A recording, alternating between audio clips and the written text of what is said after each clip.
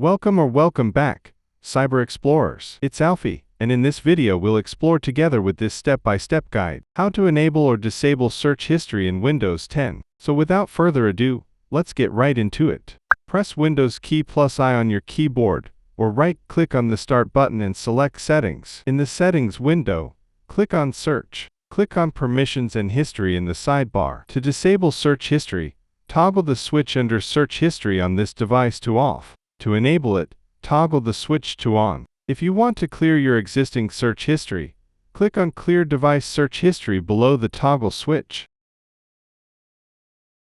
And that's it for today. If you found this video helpful, please give it a thumbs up, consider subscribing, and don't forget to activate the notification bell so you won't miss out on any new uploads. Thank you for watching. Until next time, see you later.